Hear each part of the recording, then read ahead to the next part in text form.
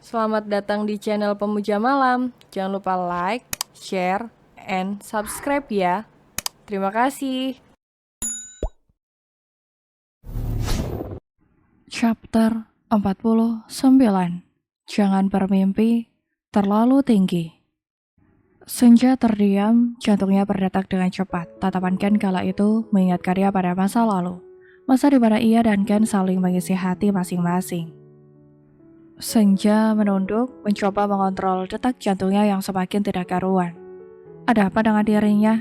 Secepat itukah hatinya berubah haluan? Ayah, panggil Ken. Senja tidak menjawab, namun ia mengangkat wajahnya dan menatap Ken yang sedang tersenyum di depannya. Sekarang kau yang diam. Kenapa? Kau memikirkan aku ya? Goda Ken. Senja kembali merunduk, menyembunyikan pipinya yang mulai beroda. Ken benar-benar tidak berubah. Sejak dulu Ken sangat andal membuat dirinya tersipu malu. Kau benar-benar memikirkan aku ya? Goda Ken sambil tertawa. Seraya tangannya merangkup pipi Senja dan memaksa wanita itu untuk menatap matanya. Belum sempat Senja menjawab ucapan Ken, tiba-tiba ada seseorang yang datang menghampiri mereka. Dia adalah Dika, entah sejak kapan dia datang. Ken dan Senja sama sekali tidak menyadarinya. Senja, panggil Dika. Pandangan matanya meratap Ken dengan sangat tajam. Sontak Senja dan Ken langsung menoleh. Senja menarik tangannya dengan cepat dan kemudian beringsut sedikit menjauh. Sedangkan Ken, dia hanya tersenyum sambil menaikkan alisnya. Kak Dika, sapa Senja. Dika tidak menjawab, namun ia langsung mendaratkan pantatnya di bangku, di depan Ken dan Senja. Dika duduk sambil melipat tangannya di dada, dengan sorot matanya yang tetap tajam. Di mana Alvin? Tanya Dika. Kak Alvin sedang keluar, jawab Senja. Kemana? Belanja. Apakah lama? Tanya Dika. Aku juga tidak tahu, Kak, jawab Senja. Aku akan menunggunya, kata Dika sambil tersenyum miring. Dan Senja menjawabnya hanya dengan anggukan. Senja, kau tidak membuatkan kopi untukku? Tanya Dika setelah hening dalam beberapa saat. Aku akan membuatnya, ucap Senja seraya beranjak dari duduknya. Lalu ia melangkah pergi meninggalkan Ken dan Dika. Kini hanya tinggal Ken dan Dika yang duduk berhadapan dan saling menatap tajam. Keduanya mengerti jika masing-masing saling memendam rasa cemburu. Apa yang kau lakukan bersama Senja? Kau hanya masa lalunya. Seharusnya kau tidak perlu hadir kembali dalam hidupnya, kata Dika dengan tegas. Kau tidak berhak mengatakan hal itu padaku. Seharusnya kau yang pergi menjauh dari kehidupan ayah, karena masa depannya adalah aku, jawab Ken dengan santainya. Jangan terlalu percaya diri, kau hanya masa lalunya. Kau tidak punya hak apa-apa.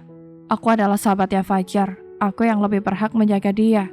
Fajar akan lebih rela jika Senja bersamaku, bukan bersamamu, bentak Dika sambil beranjak dari duduknya.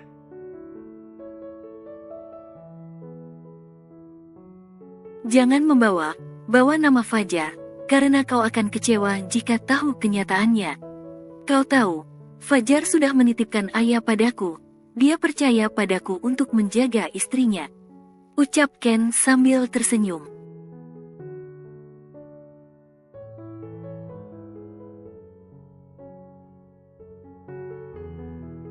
Kau jangan berbicara sembarangan. Fajar tidak mungkin melakukan hal itu, bentak Dika. Mungkin, atau tidak mungkin, tapi itulah kenyataannya. Terima atau tidak terima, masa depan ayah adalah diriku, bukan dirimu, kata Ken masih dengan nada yang santai.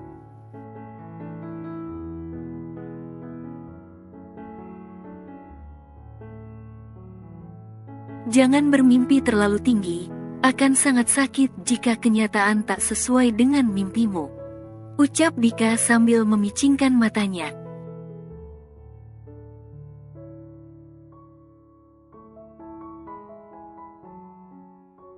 Begitukah?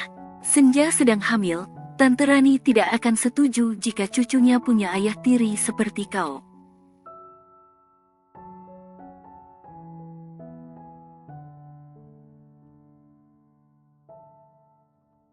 Karena aku juga tahu bagaimana buruknya hubungan keluarga kalian. Tapi Tante Rani akan sangat mendukung jika aku yang menjadi ayah tirinya, karena aku adalah sahabat anaknya.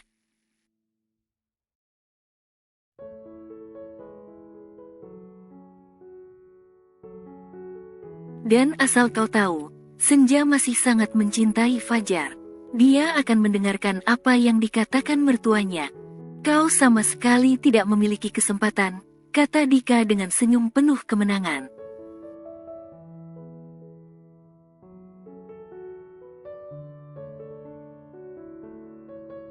Ken semakin melebarkan senyumannya, lalu ia beranjak dari duduknya, dan melangkah mendekati Dika. Teorimu sangat masuk akal, tapi bagaimana jika ternyata yang dikandung Senja itu adalah anakku? Kau ada jawaban? Bisik Ken tepat di telinga Dika.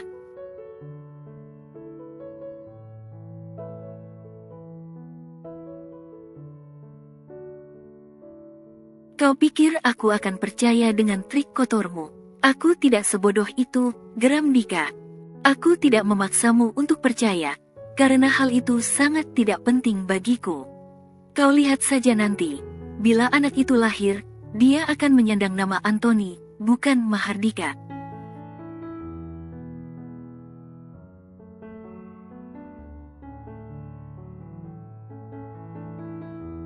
Ucap Ken sambil tersenyum miring.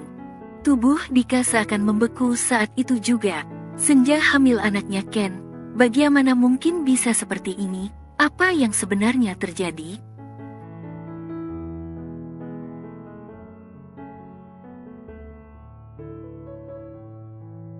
Kak, ini kopinya, ucap Senja yang tiba saja sudah berdiri di belakang mereka.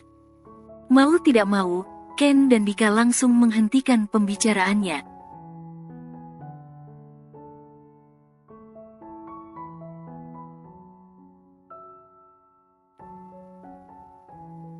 Di sebuah ruangan yang sangat luas dan mewah, seorang wanita parubaya sedang duduk bersama seorang wanita yang cukup cantik.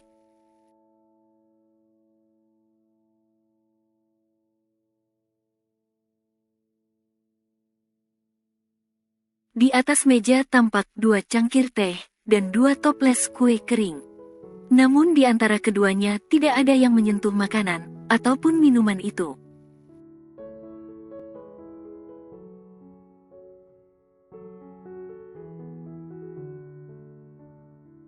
Mereka sedang terlibat pembicaraan yang sangat serius. Kamu serius, Sela? Tanya Bu Ratih dengan hati yang mulai gusar.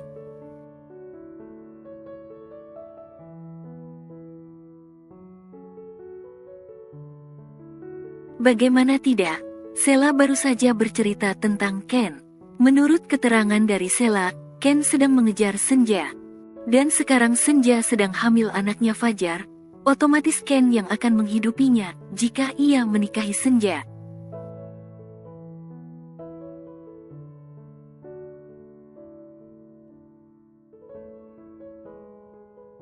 Bu Ratih sangat tidak rela, karena hubungan keluarganya dengan keluarga Mahardika itu cukup buruk.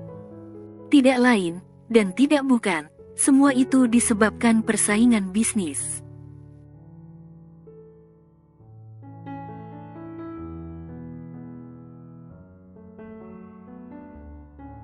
Saya sangat serius, Tante. Ini sedikit bukti yang saya punya. Bahkan Ken rela menunggunya, meskipun Senja sudah menolaknya.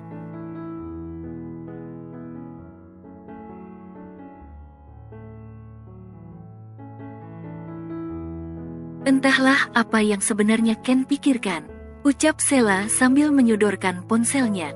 Kau tidak akan pernah memiliki Senja, Ken. Terima saja jika takdirmu itu bersamaku, bukan bersama Senja. Ucap Sela dalam hatinya.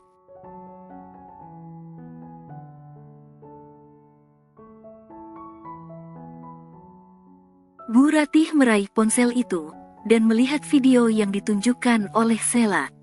Dalam video itu tampak Ken sedang mengusap air mata Senja dengan lembut, sembari berkata akan menunggunya hingga kapanpun.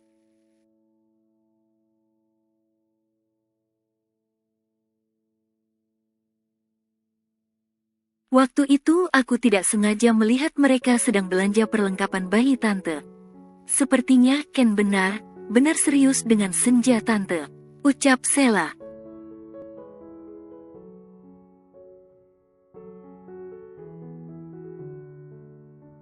Mendengar ucapan Sheila, hati Bu Ratih semakin gusar, bahkan kini sudah bercampur dengan emosi. Ken akan menikahi Senja, dan menghidupi keturunan Mahardika, itu adalah hal yang sangat buruk.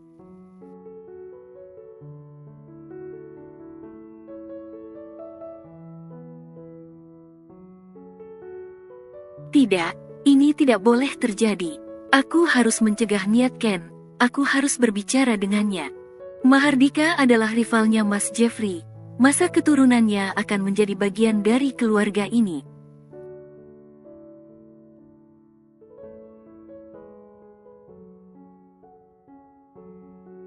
Itu sangat tidak boleh, ucap Bu Ratih dalam hatinya. Terima kasih ya Sheila, kamu sudah memberitahukan hal ini pada tante. Untung saja belum terlambat, jadi tante masih bisa mencegah niat Ken, kata Bu Ratih sambil menatap Sheila.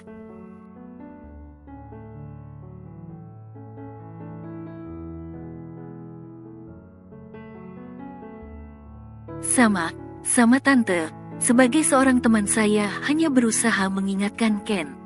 Tapi selama ini Ken tidak pernah mendengarkan saya tante, jadi saya mencoba bicara langsung sama tante.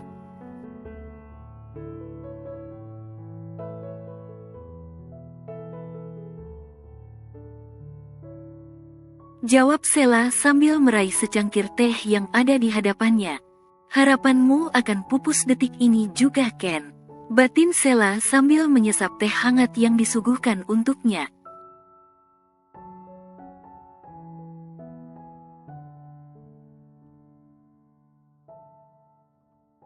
Ken memang keras kepala, tapi jika aku yang berbicara, dia tidak akan berani membantah, ucap Bu Ratih. Entahlah apa yang Ken lihat dalam diri Senja, kenapa Ken bisa begitu mencintainya.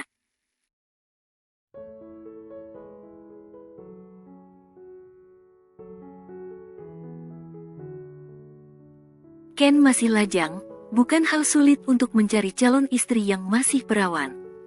Tapi entah kenapa dia malah memilih yang sudah janda, ucap Sheila sambil gelengkan kepalanya.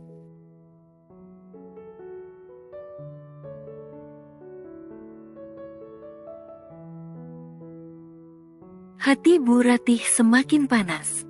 Mendengar kata janda, beliau semakin yakin jika Senja memang tidak cocok untuk anaknya. Cukup lama mereka hanyut dalam perbincangan yang serius. Sheila sengaja mengulur waktu, sembari menunggu Ken yang saat itu sedang tidak ada di rumah.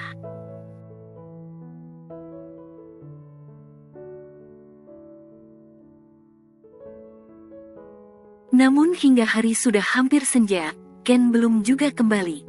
Sheila menggerutu dalam hatinya, ia sudah cukup lama bertamu di rumah ini, ia tidak mungkin bertahan sampai malam.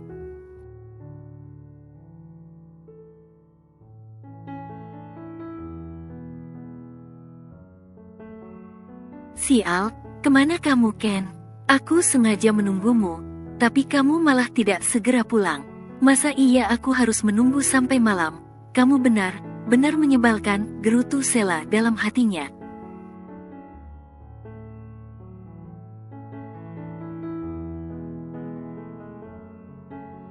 Sekitar 10 menit kemudian, Sheila beranjak dari duduknya. Ia memutuskan untuk pulang, dan tidak menunggu sampai Ken kembali. Meskipun sebenarnya semua itu sangat berat untuk ia lakukan.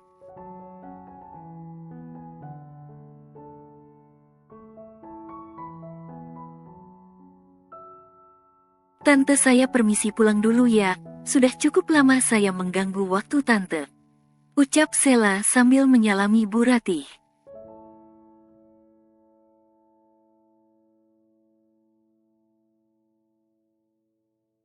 Kamu tidak mengganggu, justru tante sangat bahagia dengan kehadiran kamu. Terima kasih ya sudah peduli sama Ken, kata Bu Ratih.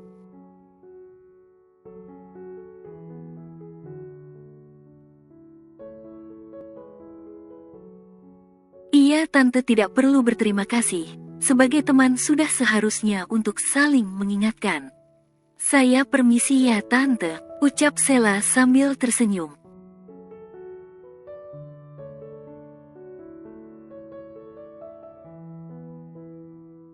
Iya, hati Sela. Iya, Tante.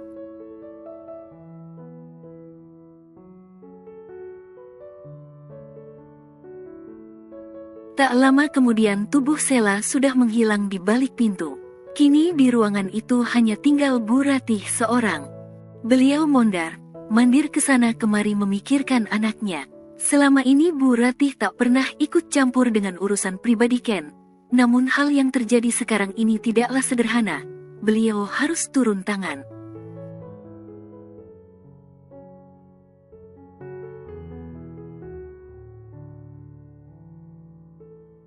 Tak lama kemudian, pintu utama terbuka, ternyata suaminya yang datang.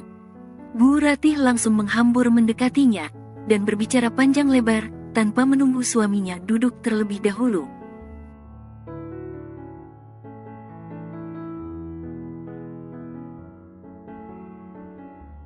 Mas, gawat ini Mas, Ken berniat menikahi Senja, padahal Senja sedang hamil. Aku tidak mau kalau keturunan Mahardika menjadi bagian dari keluarga ini. Aku sangat tidak mau.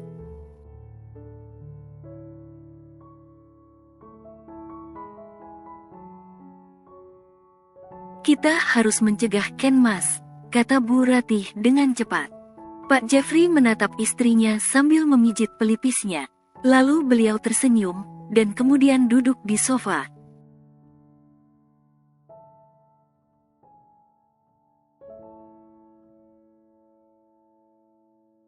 Ma, bicaralah pelan. Pelan, aku tidak akan kemana-mana, jadi jangan terburu-buru. Ucap Pak Jeffrey sambil menatap istrinya.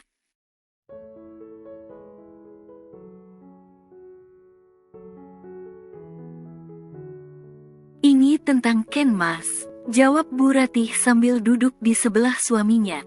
Ada apa dengan Ken? Tanya Pak Jeffrey.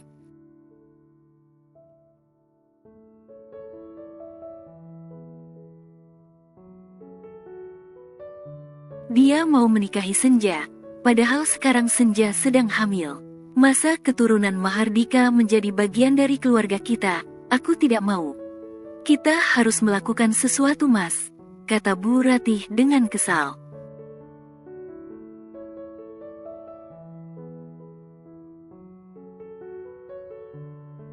Mama tahu dari mana? Tanya Pak Jeffrey. Ada yang bilang sama Mama, dia temannya Ken.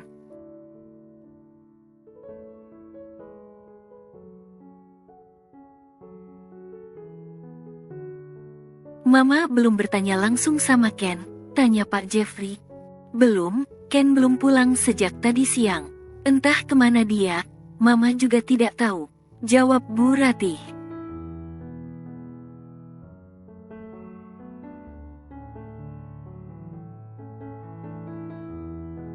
Kalau begitu nanti kita tanyakan dulu sama Ken, benar atau tidak yang Mama katakan itu.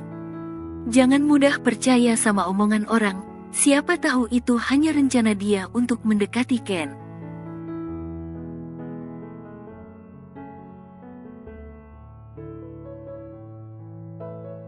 Ucap Pak Jeffrey menenangkan istrinya. Tapi dia punya videonya Mas.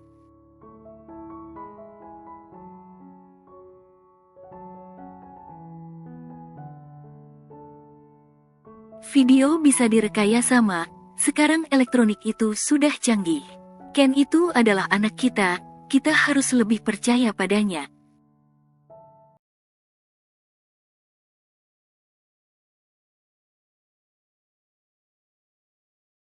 Jangan sampai kita salah dalam mengambil tindakan, nanti itu berpengaruh bagi masa depannya dia, kata Pak Jeffrey mengutarakan pendapatnya.